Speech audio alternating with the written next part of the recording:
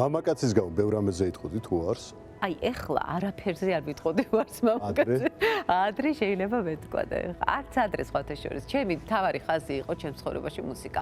თუ დაემორჩილებოდნენ ის მამაკაცები ამ ხაზს და საკმაოდ რთულად წავიდა ჩემი, ასე ვთქვათ, ეს ცხოვრების ეს მხარე.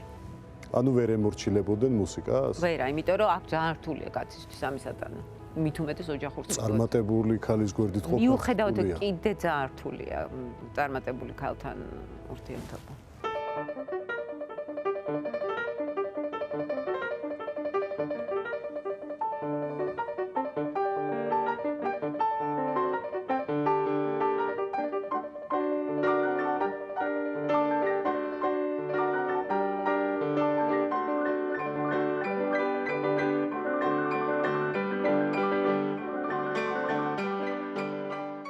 სიყვარულში შანსი გაგიშვიათ?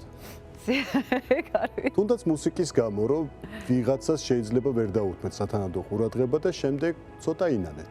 ნუ ეს შეიძლება იყოს, ვთქვათ, მაგრამ მე ხა ისეთი ადამიანების კატეგორიას ქალების მივეკუთვნები, რომლებმაც იციან ზუსტად რა უნდათ.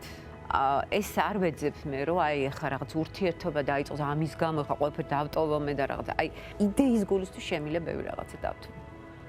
აი ვიღაც პიროვნების გამო არა, მაგრამ აი იდეას, როდესაც ვხედავ და ის ჩემი დასაცავიც ხდება ის იდეა, აი იქ უკვე შემიძლია ყველაფერი გავაკეთო.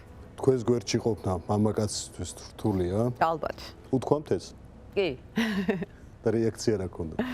მე არ მიყვარს, როცა მეუბნებიან, რომ აი ამ საძ უნდა მოხვიდე, იმ საძე ის და გააკეთო, აი ამას რთულად გადამაგეს. ოჯახური რუტინა რასაც აი ეს ყოველდღიური რუტინა, თუმცა რუტინის გარეშე არ არსებობს ცხოვრება, რა თქმა უნდა, მაგრამ აი როდესაც ჩემს სივრცეში და ვთქვათ, როდესაც კონცერტი მაქვს და უნდა ვემზადო და ხო ვიცი, რომ ბევრია სამეცადინო და რაღაცა, აი ამ დროს როდესაც ახლა თავისი ინიციატივებით რომ წავიდეთ ახლა და რაღაცა გავაკეთოთ, აი ეს მხარე აი ჩემს სივრცეს არ უნდა შეეხოს არავინ. მეუღლესაც გულისხმობ სავარაუდოდ აქ.